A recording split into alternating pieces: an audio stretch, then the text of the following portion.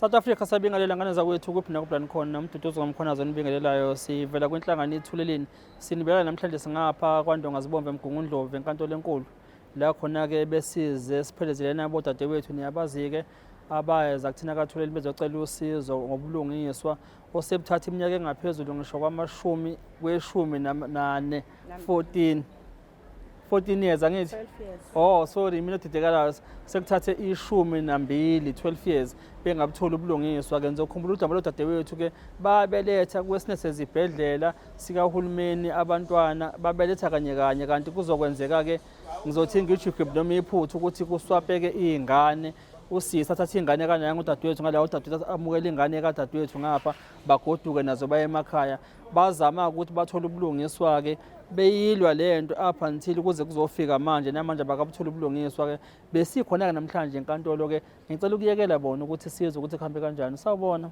Sanibona bhuti Mthunzi. kunjani Siyaphila njani? ngasho ngezi lokukhala ndiyabona nje Hayi alisakhali manje. kombi igama ukhumbuza abantu bani Igama lami nguNombulelo wakamabaso eBergville. ehe Wavela ngaphambilini lapho khona seza kwethuleleni ukuthi sicela basilekelele sikwazi ukuthola ubulungiswa ngobudedengu obenziwa isibhedlela mhla siteta iMouse eBergville ngo-2013.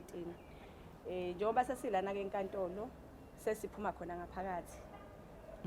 Esesikubonga nebesikujabulisa ngoba kuke kwavela phambilini ukuthi i-department ngathi sima ngokuthi icala lethu salifaka kumameli seliphelelwe isikhathi.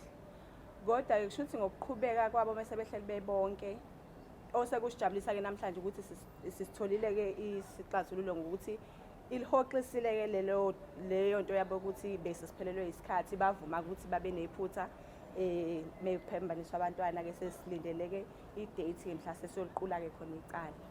Okay, ukukhumbuza abantu abasekhaya nje namhlanje kuba kwethu la nizokhumbula ukuthi batho sesi bebeletha abantwana mabeswapa abantwana bakwazi ukuthi within a space of a year kwatholakala ukuthi kwenzeke iphutha after usisa senza i-DNA test nomntwana wakhe benobaba wengane kwatholakala ukuthi ingane akuyona yabo therefore ke kwase kuyenzeka kubulungiswa bayesibhedlela zatholakala ukuthi ngempela ingane zaphambana but base beyifaka ke isikhalazo esibhedlela nekwi-department i-department yasimukela isikhalo sabo yakwazi futhi ukuthi i-admit ukuthi ibe nalo iphutha kuyona yonke lento so ke khona konke lesikhathi bekuthiwa ningayi kummeli ningayi kwabezindaba bazokwazi ukuthi i-department inenzeni Isinxephezele ngaphandle kokuthi silapho. Kwakusho i-department ukuthi ngabafaka abameli. Yebo kwakusho i-department mhlanje izosiconfirmela ukuthi ngempela abantwana abaphambanile. Yathi iyalivuma iphutha labo bacela singayibameli singayinaka media futhi bazosenza isinxephezelo asibhale thina ngoba ngokwabo babethi asisho ngalelo suku ukuthi bangasinxephezela ngokungakanani. Ngokwesimo ke esasikhona leso sikhathi kwakungekho lula ukuthi singakhuluma esikufisayo noma esicabangayo ngoba besingazi ngempela ukuthi kwafanele sithini.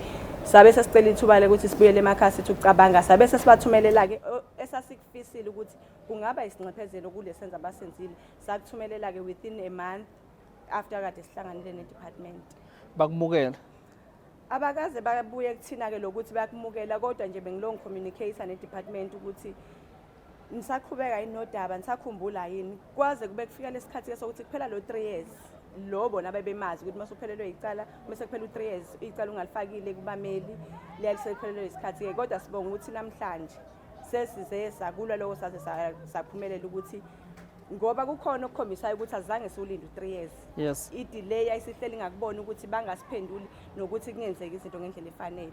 Okay, yilokho ke bengithi ngicela ukuthi ngikuveze ngi-unpack South Africa ukuthi sila sikhona because i-department besithi iyalapsa i-claim yabo of which bekungalona iqiniso i-department be-communicator nabo isilivumile icala but ngokuhamba ke kwesikhathi uzokhumbula phela ukuthi lento mayenze ke 2014 angithi 2013 kwakusemhlambe obunye ubuholi eminyangweni wezempilo obaphethe ngaleso sikhathi so ke namanje mase sekufike la ngicabanga ukuthi abantu asebephethe i-department njengamanje abanye but ke ithi ke into ke uma uthatha umuzi uthatha nezinkinga zawo ukuthi ubenzeni obesemva kwakho but inkinga wena usugibela iyasho uzokwazi ukuthi umelane nazo therefore ke shuthi ke ubuholo obukhona njengamanje bomnyango wezempilo ibona ke kufuneka bubhekane nale case lezi zwazi bebedefend ukuthi ke bathi siyalapsa icase kanti ayizange ilapsa icase ngase esadeni lo mama bayifaka iclaim kusenesikhathi nesimangalo dadwethu ke so far nje uhappy Hayi kona bhuti Mdungu ngasho ukuthi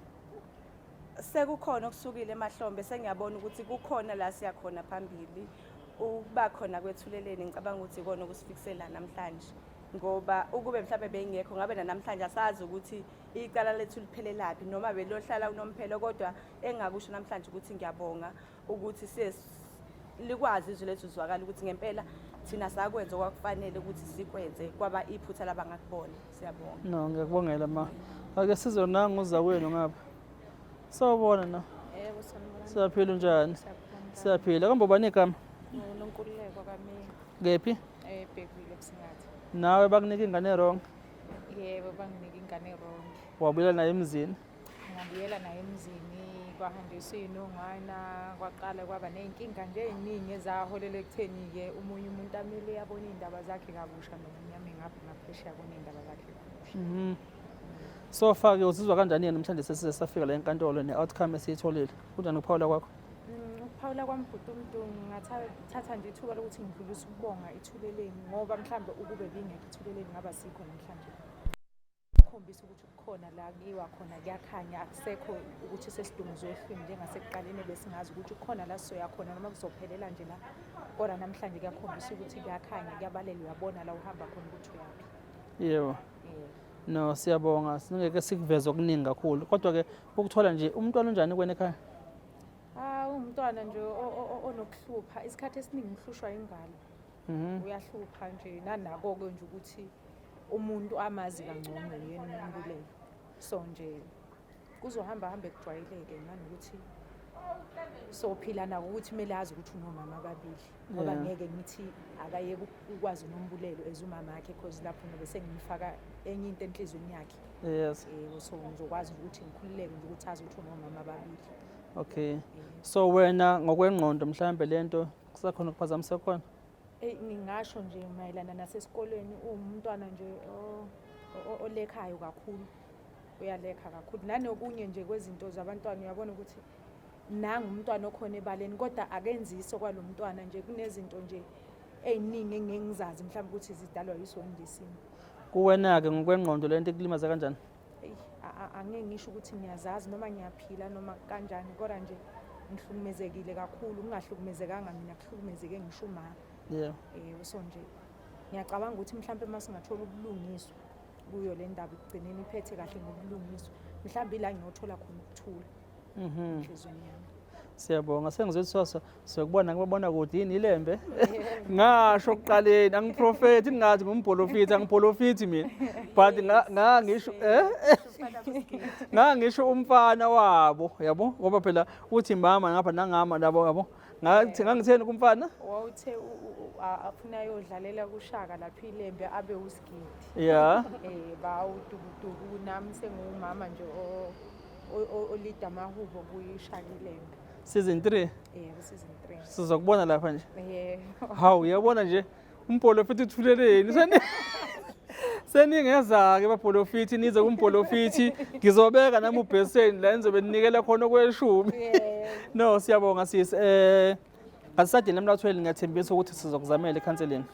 Yes ngizokhuluma noDokotela uPanza sisebenzisana naye utherapist yabo bakwazi ukuthi balekelele. Yebo baba siyabonga. No siyabonga sadini lakho. Wena mama kunjani okwakho ekhanda kunjani nomntwana? Hayi umntwana ke sheme ekhanda akekho right. I-behavior yomntwana mayikho right at all. Esikoleni academic akekho right nje uyalekha kakhulu. Ne-behavior yakhe ethiwathi abanye abantwana akuyena umntwana o-behavior ngendlela e-right ngangokuba nasesikoleni sakhe ake ngathola i-report ukuthi ake ngimfonela usizo unaye uneyinkinga nje eziningi ababonayo ukuthi zizohamba sihamba zimphazamise ekufundeni kwakhe. So engicabanga ukuthi kusukela kuyo lento le ngoba manje naye uyangisaba kwamntwana nje akakabikho comfortable even nje emndenini nonke ekhaya ufila ngazathi nje akekho endaweni e-right. Okay. Wena ke kunjani kwena ngqondweni? Psychological but umntwana ngifuna uqamba amanga mina ngisalimele kakhulu. Ngisalimele nje ngangokuba ngiyawahamba yebo ama-psychologist kodwa kuney'khathi la khona ngibona ukuthi ngiyahluleka ngibe nemibuzo ukuthi okay sekwenzekile-ke kwakungafanele vele kwenzeke but-ke ubulungiswa bokuphi mekunje ukhona umuntu ofanele ukuthi andlule lento bese kube ngazani nje akwenzelanga lutho kodwa-ke kube yilowo ukuthi kuyangisiza ukuthi ngiwa-attend ama-psychologist ngoba ukube manje angiwahambi ngabe sekukwenzeka okunye ngoba isizathu esangenza vele ukuthi ngiye ekuqaleni ngase ngibona ukuthi angisakhoni ngase ngibona ukuthi nsizwa ngizoboshwa noma ngizoyenzani ngoba mengibona unesi nje Nkosi yami angifuqa mama ngiyahluleka nje kuvele ukuthi angiqede ngayo so ngathi ithi ngithola usizo ngoba ngiyabona ukuthi ekubeni kunokuba kulungiseka isimo ngiyogcina futhi ngenze elinye iphutha ngokuthi angikho right mina emotionally. Okay, siyabonga. South Africa nanku umbuzo ke ngizoshiya kuwena lapha ekhaya. Mhlambe ke nabo ke abaphethe iDepartment of Health mhlambe kuyofika lokho kubona ngoba phela bangabantu bayaphila. Sikukhulumeni wethu njengamanje wentando yeningi owakhiwe ke bathi ke i-Provincial Government of Unity okuyiwona ke nawo umnyango wezempilo lapho ngaphansi. Awucabange lapho njoba nje sibheke nesimo se-GBV kangaka sizongena futhi ku-21 days lo we-activities against GBV.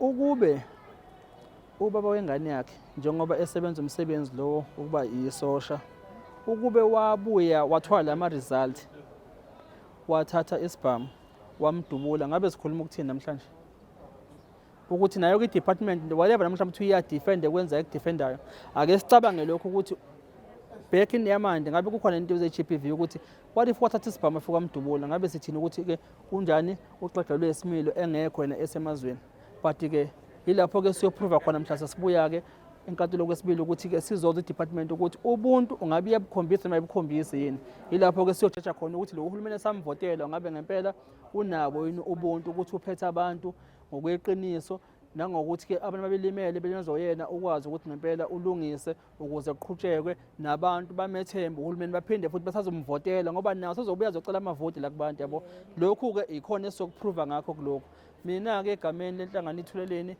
nomama ke la beingane ngithi nje so lokhu sime njalo egameni lethu lesineseka kuze kufike egcineni ngiyabonga nisale kahle emakhaya. Siyabonga.